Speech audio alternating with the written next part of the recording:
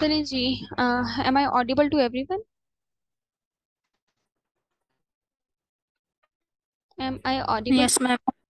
चलिए यस जी। Ma'am. We must continue क्योंकि वो टाइम यस हो चुका था मीटिंग का। चलिए जी। अब दूसरा जो डू डू वर्ब्स जो होते हैं उनका हमारा कौन सा यूज हो सकता है? To avoid repetition of a previous ordinary verb. ठीक है। कभी कभी हम बात कर रहे होते हैं तो कुछ कंडीशंस या ऐसी होती हैं स्पीचेस में कि हम जो है ना वो बार बार एक ही वर्ब जो हमारा जो है वो यूज हो रहा होता है। फॉर एग्जाम्पल मैं आपसे पूछती हूँ कि क्या तुमने खाना खाया है, एंड आप जवाब देते हो कि हाँ मैंने खाना खाया है। तो अब इसमें ना खाना खाया ये बार बार जो है वो रिपीट हो रहा है। ठीक है। तो कभी कभी डू जो वर्ब होता है वो इसलिए भी यूज होता है कि हम वो जो रिपीटेशन है वो ना हो, मतलब हम जो बार बार लफ्जों को दोहरा रहे हैं वो ना दोहराए जाएं, बिकॉज दोहराना एक अच्छा सेंस नहीं देता। ठीक है। तो इसलिए डू जो है that is also use to avoid repetition. ठीक है। Of previous ordinary verb. For example, do you know him? अब सवाल पूछा गया है कि डू यू नो हिम। ठीक है। इंटेरोगेशन की गई है कि क्या आप उसे जानते हैं, तो बजाय इसके कि आप पूरा जवाब दें कि yes I know him, you can also simply से कि यस आई डू, हाँ मैं जानता हूँ, मतलब ऐसे भी आप दे सकते हैं। ठीक है। और इसी तरह से शी सिंग्स वेल, मतलब एक स्टेटमेंट दी गई है कि वो अच्छा गाती है, यस शी डज, बजाय इसके कि पूरा एक जुमला लिखा जाए कि yes she sings very well या यस शी सिंग्स वेल।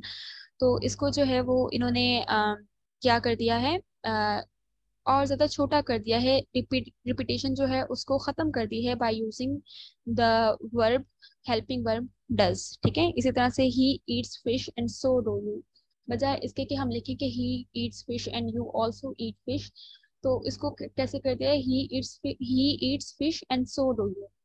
ठीक है। तो इस तरह से कभी कभी हम डू या डज जो है उसको यूज करते हैं टू अवॉइड रिपीटेशन। ठीक है।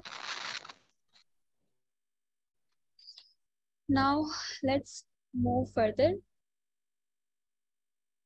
Do is also use to emphasize affirmative sentences. कभी कभी हमें जब अपनी बातों पर जोर देना होता है, ठीक है, हमें अपनी बातों को ज्यादा असरअंदाज बनाना होता है, हम तब भी डू जो है वो उसका इस्तेमाल कर रहे होते हैं। फॉर एग्जाम्पल, अब यहाँ पे एक जुमला है आई वर्क, मैं काम करती हूँ। ठीक है।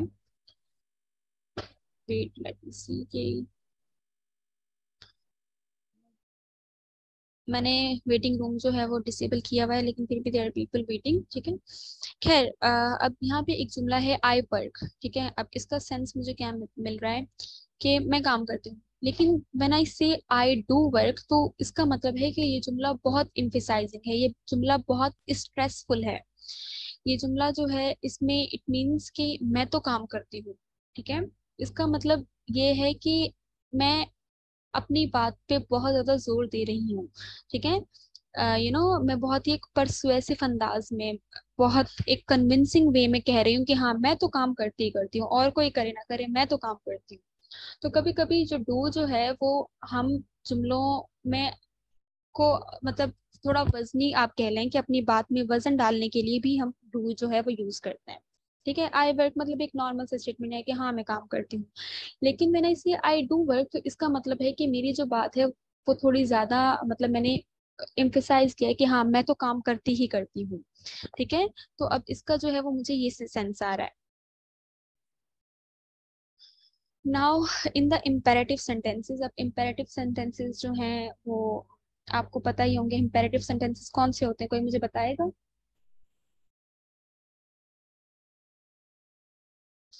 इम्पेरेटिव सेंटेंसेस बेसिकली हमारे होते हैं हुक्मिया या ताकीदी जुमले, मतलब ऐसे जुमले जिनमें हमने कोई हुक्म दिया गया हो, या फिर जिसमें जो है हमें किसी चीज की सजेशन दी गई हो, हमें कोई किसी चीज की ताकीद की गई हो, तो उसको हम बोलते हैं इम्पेरेटिव सेंटेंसेस। ठीक है।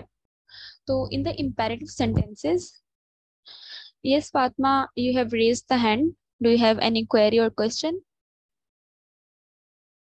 नो मैम, मैं बता रही थी कि इम्पेरेटिव सेंटेंस वो होते हैं जिस चीज में हम ऑर्डर और कमांड दें। एग्जैक्टली exactly, जिसमें हम ऑर्डर या कमांड दें, जिसमें हम हुक्म दें, कोई ताकीद दें, उन्हीं को ही हम इम्पेरेटिव सेंटेंसेस बोलते हैं। Very good. ठीक है। तो it makes them more persuasive. ठीक है। तो जब हम कमांड दे रहे होते हैं तो उस कमांड में और ज्यादा असर पैदा कर देते हैं। ठीक है। ओह डू कम, मतलब जरूर आए, it's going to be so much fun. ठीक है।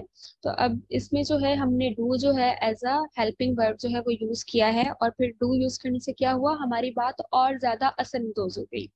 तो कुछ यूजेस डू के ये भी होते हैं। ठीक है। तो हमने अभी तक कौन कौन से वर्ब्स हमने डिस्कस किए हैं, हमने हेल्पिंग वर्ब्स की दो कैटेगरीज को डिस्कस कर लिया है, one is be verbs and then other is do verb. ठीक है। डिड जो होती है वो बेसिकली डू और डज की सेकंड फॉर्म ही होती है। Now the third category is have. ठीक है। The auxiliary have is used in the formation of perfect tenses। ठीक है। जब हम perfect tenses जो है वो बनाते हैं तो उनमें हमारा auxiliary have जो है, auxiliary helping verb sorry auxiliary verb have use होता है। For example, he has worked, उसने काम किया है। ठीक है। He has been working, वो काम करता आ रहा है, या वो काम कर रहा, वो काम करता आ रहा है। ठीक है। इसका ये मतलब होता है। तो जो हमारे परफेक्ट टेंसेस होते हैं, भले ही वो प्रेजेंट परफेक्ट हो, भले ही वो पास्ट परफेक्ट हो, या फिर वो प्रेजेंट परफेक्ट कंटिन्यूस हो या पास्ट परफेक्ट कंटिन्यूस हो, तो उसमें हमारा हैव जो ऑक्सिलरी है वो यूज होगा। ठीक है। हैव हमारा प्लूरल सब्जेक्ट्स के साथ यूज होता है, जबकि हैज हमारा सिंगुलर के साथ होता है, लेकिन इन दोनों का मतलब मकसद सेम ही होता है। ठीक है। Have is used with the infinitive to indicate obligation. ठीक है। हैव जो है हमारा वो कभी कभी या फिर अक्सर हमारा इन्फिनेटिव मतलब कि फर्स्ट फॉर्म ऑफ वर्ब के साथ भी यूज होता है, इन ऑर्डर टू शो, क्या शो करने के लिए, ऑब्लिगेशंस मतलब कि जिम्मेदारियां शो करने के लिए, जो कि लाइबिलिटीज होती हैं हमारे पास, हमारे ऊपर जिम्मेदारियां होती हैं। For example, I have to be there by 5 o'clock, मतलब मुझे 5 बजे तक वहां होना है। ये आपके ऊपर एक लाइबिलिटी है, ये आपके ऊपर एक जिम्मेदारी है, ये चीज आपने करनी ही करनी है। तो ऑब्लिगेशंस को शो करने के लिए भी हम कभी कभी हैव यूज करते हैं। ठीक है। इसी तरह से एक और जुमला है, he has to move the furniture himself, मतलब कि उसने फर्नीचर को खुद से ही मतलब ये उसी की जिम्मेदारी है कि उसने ही फर्नीचर को जो है वो मूव करना है या आगे करना है। ठीक है। Is it clear?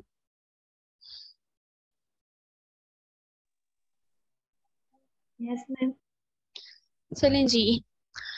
Next is the past form had to is used to express obligation in the past। ठीक है।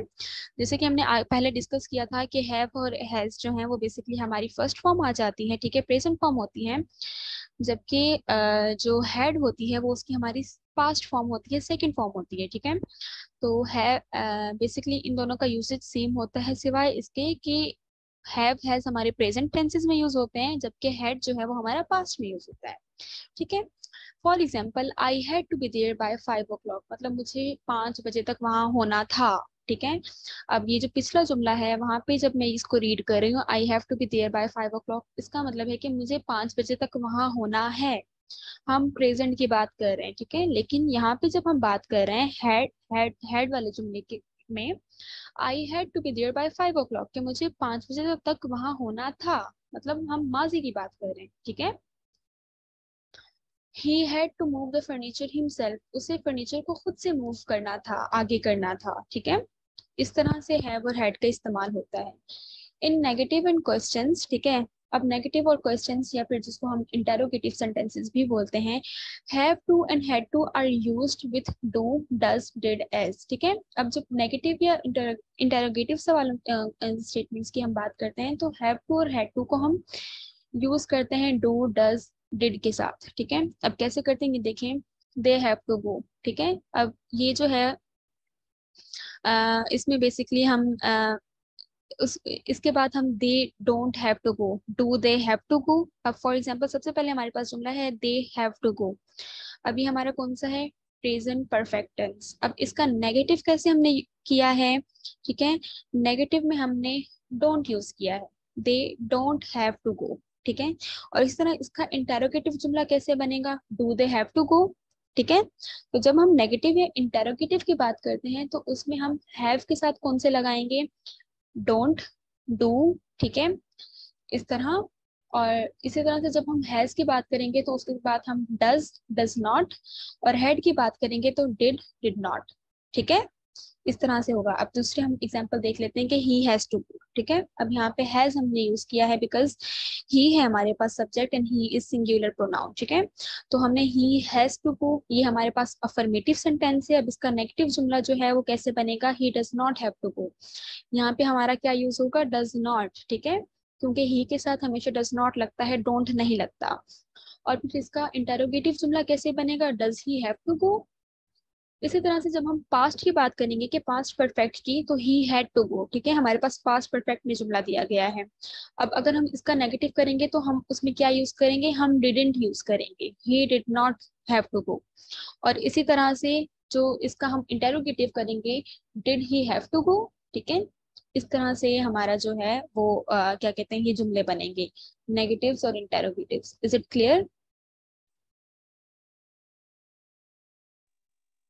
मैम ही त थर्ड पर्सन सिंगुलर प्रोनाउन आहे न उन सां असां सिंगुलर वर्ब लगाईंदासीं। तव्हां हेव लगायो आहे, हेज़ छो न लगायो आहे हिते? आपकी आवाज मुझे क्लियर नहीं आ रही बच्चे, आप कौन बात कर रहे हैं? मेहर अली शाह मैम। क्योंकि यहाँ पे जो हम इसका हेल्पिंग वर्ब यूज कर रहे हैं ना, तो यहाँ पे हम हेल्पिंग वर्ब बेसिकली हम इसका डिड यूज कर रहे हैं, ठीक है। हम इसका हेल्पिंग वर्ब हैव यूज नहीं कर रहे हैं। और ही के साथ जो है, अगर हम पास्ट की बात की जाए, तो जब पास्ट में हम यूज करेंगे वो डिड करेंगे। इसी तरह आप ऊपर देखें कि he does not have to go, ठीक है। अब यहाँ पे भी हमने हैव यूज किया, लेकिन यहाँ पे हैव जो है वो इसका as a helping verb consider नहीं किया जा रहा है। इसका हेल्पिंग वर्ब कौन सा कंसिडर किया जा रहा है, he does not have to go. और डज क्या है, डज जो है वो हमारा कौन सा है, डज हमारा सिंगुलर है, ठीक है। तो ये चीज कंसिडर की जाती है। मैम समझ में कोन आयो ये तो। आप दोबारा अपना एक सवाल रिपीट करें, ठीक है। यू आर सेइंग मैम कि, जो को जी मैम जी जी। मैम जैसे आपने ये जैसे दे हैव टू गो इसको नेगेटिव में किया है, डू नॉट लगाया, इसके साथ हैव के साथ नॉट नहीं लग सकता? मतलब कि डू नहीं लगाएंगे तो हैव के साथ नॉट नहीं लग सकता? पहले महर आई थिंक आप पूछ लें, उसके बाद हम आप पे आते हैं, ठीक है। पहले महर आपकी क्वेरी जो है वो क्लियर करते हैं। अब आप ये पूछ रहे हैं कि जो सेकंड जुमला हमारे पास दिया गया है, ठीक है, उसका नेगेटिव में आप ये बोल रहे हैं कि हमने हैव क्यों यूज किया है, ठीक है। और इसी तरह से आप उसके इंटेरोगेटिव में आपका ये सवाल है कि does he have to go, तो यहाँ पे हैव क्यों यूज किया गया, राइट? आप ये पूछ रहे हैं ना? Yes ma'am. तो देखिए यस मैम। बच्चे, अब इसका जो सबसे पहला जो है, आप देखिए इसका अफर्मेटिव सेंटेंस क्या है, ही हैज टू गो, ठीक है, ही हैज टू गो। अब यहाँ पे हमें पता है कि हैज जो है वो इसका क्या है, वो इसका हेल्पिंग वर्ब है, ठीक है, वो इसका हेल्पिंग वर्ब है। लेकिन जब हम इसमें जो है have to and had to जो है, जब हम यूज करे होते हैं, ठीक है, जब हम उनके नेगेटिव या इंटेरोगेटिव बनाएंगे, ठीक है, तो उसके साथ हम दूसरा हेल्पिंग वर्ब यूज करेंगे, कौन से, does not, did not, do not, ठीक है। तो वो जो होंगे, अब वो जो हेल्पिंग वर्ब हम चूज करेंगे वो अकॉर्डिंग टू हम अपने सब्जेक्ट करेंगे। अब हम हमारे पास सब्जेक्ट जो गिवन है दैट इज ही, ठीक है। अब ही के साथ हम डू नॉट नहीं लगाएंगे, ही के साथ हम क्या लगाएंगे, हम डज नॉट लगाएंगे, ठीक है, because does not goes with singular, ठीक है। तो डज नॉट जब हम इसका नेगेटिव बना रहे हैं, तो अब हमने डज नॉट इसके साथ लगाया, बाकी का जो इसका रेस्ट ऑफ सेंटेंस होगा ना, ठीक है, अब उसमें हम हैव टू गो उसको हम प्लूरल ही रखेंगे, ठीक है, हैव टू गो, बाकी इसको हम सेम रखेंगे, ठीक है। तो इसके साथ जो बेसिकली हमने हेल्पिंग वर्ब जो चूज करना होगा ना, वो सिर्फ जो होगा वो हमने सिंगुलर चूज करना होगा, या फिर अकॉर्डिंग टू हमने अपनी सब्जेक्ट चूज करना होगा। बस ये चीज आपने देखनी है। उसके बाद आपने आगे के जुमले को क्या कर देना है, हैव टू गो कर देना है, आपने प्लूरल कर देना है। इसी तरह अब आप यहाँ पे देखें कि हमें पता है ही क्या है, ही हमारा सिंगुलर है, ठीक है, ही हमारा सिंगुलर प्रोनाउन है। सिंगुलर के साथ हमेशा क्या आ जाएगा, हमेशा हमारा सिंगुलर हेल्पिंग वर्ब ही जाएगा, डज, ठीक है। जब हमने इसके साथ डज लगा दिया, उसके बाद हमने रेस्ट ऑफ द जुमले को क्या कर दिया, have to go, it does not matter. इसी तरह से हमने नीचे किया है, नीचे बस क्या हुआ है, हमारा टेंस जो है वो पास्ट में चला गया है प्रेजेंट से, ही हैड टू गो, ठीक है, he had to go. Again हमारे पास सब्जेक्ट कौन सा गिवन है, सब्जेक्ट हमारे पास सिंगुलर गिवन है, ठीक है। मुझे पता है सिंगुलर सब्जेक्ट गिवन है, तो इसके साथ सिंगुलर ही हमारा जो हेल्पिंग वर्ब होगा वो जाएगा। तो मैंने सिंगुलर हेल्पिंग वर्ब कौन सा उठाया, सॉरी डिड नॉट, डू या डज जो है वो उसके साथ जो है हमारा डिड ही जाता है इन द पास्ट, तो ही डिड नॉट। बाकी मैंने क्या किया, बाकी जुमले को मैंने हैव टू गो, मैंने उसको प्लेन हैव टू गो कर दिया, प्लूरल हम कर देंगे, ठीक है, बाकी सेंटेंस वुड रिमेन सेम। ठीक है, इसी तरह जब हमने इसका इंटेरोगेटिव बनाया है, ठीक है, तो डिड को जो है वो हमने पहले रख दिया बिकॉज इट इज इंटेरोगेटिव, ठीक है, ही हैव टू गो, बाकी हैव टू गो जो है वो हमारा सेम रहा। Is it clear now? Yes ma'am. अब have is used to explain in the usage, or someone else was also asking the question, I'm sorry, can you repeat your question?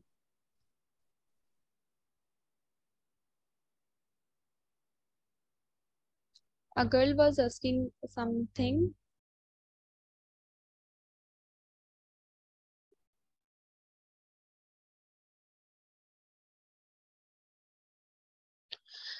चलें जी, अगर आप में से किसी का क्वेश्चन है तो यू कैन यूज माइक, ठीक है। तो करंटली मेरे फोन में अभी जो है वो जूम काम I don't know bar bar disconnect हो रहा है, तो मुझसे चैट्स जो हैं वो जो हैं वो डिस्पर्स हो जाती हैं, ठीक है। आप माइक ऑन करके यूज कर लें, ठीक है। You can ask question. अब उसके बाद जो है ये कुछ यूजेस हैं, सॉरी ये कुछ एक्सरसाइजेस हैं, ठीक है, रिलेटेड टू हमारे auxiliary verbs be do have, ठीक है। ये आप लोग जो है वो अटेम्प्ट कर लीजिएगा, ठीक है। उसके आंसर्स भी इससे नीचे वाली स्लाइड में गिवन है, ठीक है। Ma'am 4 miles is the distance of the office, ma'am, so why we use? Gautam, I'm not getting you.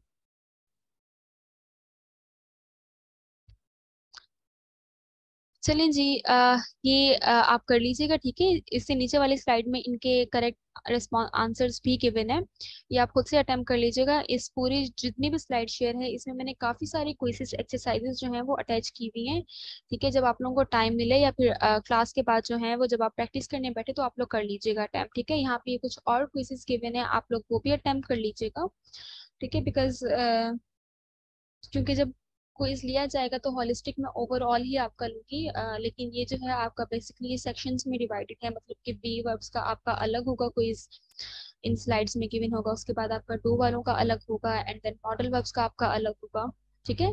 तो आप लोग ये अटेम्प्ट कर लीजिएगा, ठीक है। मैम जी जी जी। मैम जेको तव्हां असांजे रिकॉर्डिंग वीडियो माणी जी लिंक उमाणींदो उन सां गॾु तव्हां ये क्विज जूं लिंकूं असांखे उमाणींदो या? जब ये आपके पास स्लाइड शेयर होगा ना, बेसिकली ये पीपीटी जब आपके पास आ जाएगी तो आप इसको खोलेंगे ना, तो ये लिंक्स इन पीपीटीज में मौजूद होती हैं, आपने बस इस पे क्लिक करना होता है, ठीक है। आप क्लिक करेंगे, इस पे वेब पेज खुल जाएंगे और वहाँ पे आप लोग ये क्विजेस अटेम्प्ट कर सकते हैं। ये बेसिकली ऑनलाइन क्विजेस हैं, ठीक है। तो ये ऑलरेडी पढ़े हुए होते हैं, तो मैंने बस इनकी लिंक अटैच कर दी है, ठीक है। जी मैम सही है।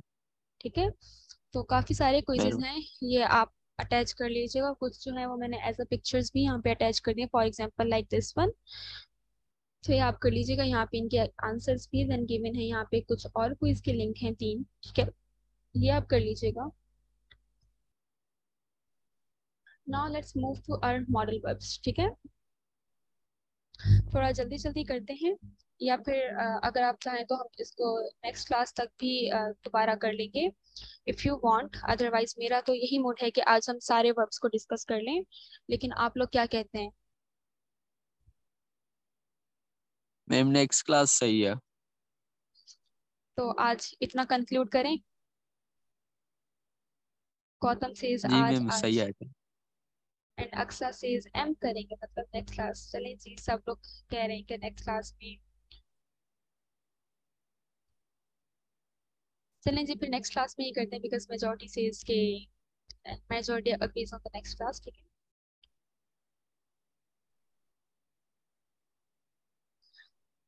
चलिए जी, आज जो है वो बेसिकली हमने ऑक्सिलरी वर्ब्स को ही डिस्कस किया है, ठीक है। मेरा मोटा था कि आपको मॉडल वर्ब्स भी पढ़ा दूं एंड एक्शन वर्ब्स जो है वो थोड़े से आपके थे वो भी करवा देती मैं, लेकिन यू पीपल आर वो मेजोरिटी हैज द अथॉरिटी, और मेजोरिटी जो है वो नेक्स्ट क्लास के हक में है, तो आप नेक्स्ट क्लास में ही करेंगे, ठीक है। चलिए जी, हाँ ठीक है, चलिए आज के लिए बहुत है। तो आप लोग अच्छे से इन कॉन्सेप्ट्स को एब्जॉर्ब कर लें, ठीक है। तो हम बाकी मॉडल वर्ब्स और एक्शन वर्ब्स जो हैं वो हम नेक्स्ट क्लास के लिए रख देते हैं, ठीक है। बाकी ठीक है ma'am. That's it for today's class, ठीक है। नेक्स्ट क्लास एक ही है इस वीक। यस बच्चे, नेक्स्ट क्लास जो आप लोगों के साथ टाइम टेबल शेयर कर दिया गया है, तो उसमें जो इंग्लिश की क्लास है वो आपकी ट्यूसडे एंड थर्सडे के दिन ही है, ठीक है। बाकी संडे को आई एम थिंकिंग कि मैं आप लोगों का एक वोकेबलरी का क्विज जो है वो ले लूँ। व्हाट डू यू ऑल से? या फिर यू वांट कि संडे जो है वो आप लोगों का फ्री हो? मैम सही है, संडे से क्विज रखो। चलें चलें ठीक है, फिर हम संडे को एक वोकेबलरी का क्विज जो है वो ले लेंगे, ठीक है। आपका वोकेबलरी सेक्शन से synonym, antonym and pair of word से रिलेटेड। उस दिन सिर्फ और सिर्फ क्विज होगा और कुछ नहीं होगा। तो आप लोग बस आएंगे क्लास में, आप लोग सेशन अटेंड करेंगे और उसमें आप लोग बस अपना क्विज अटेम्प्ट करेंगे, ठीक है। जी मैम सही है।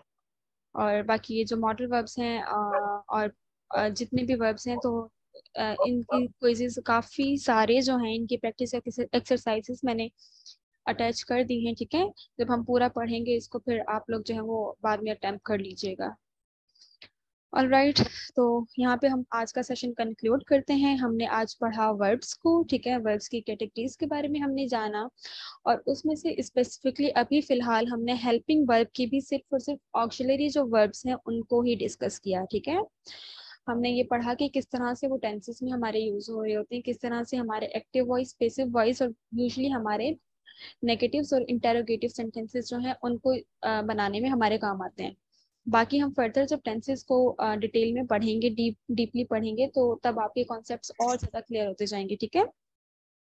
तो फिलहाल यू मस्ट बी थिंकिंग कि ये बहुत डिफिकल्ट है। तो डिफिकल्ट नहीं है, जब आप प्रैक्टिस करोगे तो आप लोगों के लिए चीज़ें और आसान होती जाएंगी, ठीक है।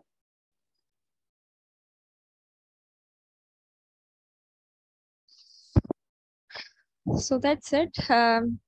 जो भी सवाल हो, जो भी क्वेश्चन वगैरह हो, सबसे पहले कोशिश ये किया कीजिए कि आप उसको खुद से सॉल्व करें, ठीक है। या जितनी भी आप कोशिश किया करें कि अगर आपको कोई एक चीज समझ में नहीं आ रही, आप उसको री रीड करें, फिर भी नहीं आ रही, आप उसको तीसरी दफा रीड करें, ठीक है। मैंने अक्सर बच्चों में जो है वो ये चीज नोट की है कि आप लोग जो हैं वो छोटी छोटी बहुत ही सिंपल या बेसिक सी चीजें होते हैं ना, तो उसके बारे में भी आप बार बार पूछ रहे होते हो। तो रिमेंबर दैट कि जब आप अपने कॉम्पिटिटिव एग्जाम देने बैठोगे ना, या फिर आप जब यूनिवर्सिटी का स्टैंडर्डाइज टेस्ट देने बैठोगे, तो उस वक्त आपके पास आपका टीचर नहीं होगा, ठीक है। उस वक्त आपके पास सिर्फ इन्विजिलेटर मौजूद होगा, ठीक है। और फिर most of the cases invigilators ऐसे होते हैं कि they don't entertain any of your question, ठीक है। आप उनसे कोई सवाल पूछोगे ना, तो वो बोलेंगे कि नहीं, अलाउ नहीं है, सवाल भी पूछना अलाउ नहीं है। तो सबसे पहले कोशिश ये किया करें कि चीज़ों को अच्छे से समझा करें, पढ़ा करें, अच्छे से समझने की कोशिश किया करें, ठीक है। एक दफ़ा नहीं आ रही, आप दोबारा पढ़ लें, दोबारा नहीं आ रही, आप तीसरी दफ़ा पढ़ लें, ठीक है।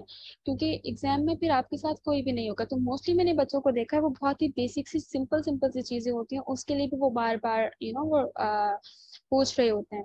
तो ये चीज़ ना किया करें। पहले आप खुद से चीज़ों को समझना, कॉम्प्रीहेंड किया करें। उसके बाद हाँ, अगर कुछ केसेस ऐसे होते हैं जब आप एक दफ़ा पढ़ेंगे ना, दूसरी दफ़ा पढ़ेंगे, तीसरी दफ़ा तो आपको लाजमी आ ही जाएगी समझ। हाँ, कभी कभी केसेस ऐसे होते हैं कि वाकई में चीज़ें आपके दिमाग से ऊपर होती हैं, तो तब यू कैन ये रिफर टू योर टीचर, ठीक है। बिकॉज रिमेंबर वन थिंग कि एग्जाम में आपके साथ कोई नहीं होगा, आपके पास कोई नहीं होगा, आपके पास बहुत ही एक गिना चुना सा टाइम दिया जाएगा 1 आवर का, और 1 आवर में आपने 100 MCQs ही सॉल्व करना है, ठीक है। फिर तो आपके पास टाइम भी नहीं होगा कि आप अपने टीचर या इन्विजिलेटर से कुछ पूछ सकें।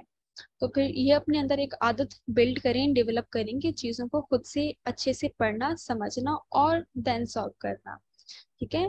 बाकी you are all ma'am welcome एक कि आप। सवाल है। जी जी। मैम जो असांजे जेको फाउंडेशन सेमेस्टर में 50-50 सुवाल आहिनि, जी जी। उन्हनि में असांखे तकरीबन घणा सही करणु खपनि? बच्चे, ये वाले जो क्राइटेरिया है ना, इसमें ना मैंने कभी इंटरेस्ट लिया, ना ही मुझे पता है, ठीक है।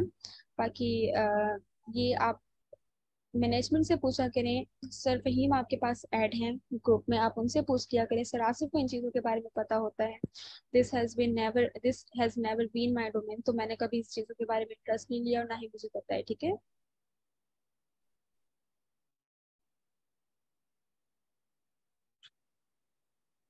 बाकी रिलेटेड टू टॉपिक अगर आपका कोई सवाल है तो यू कैन आस्क।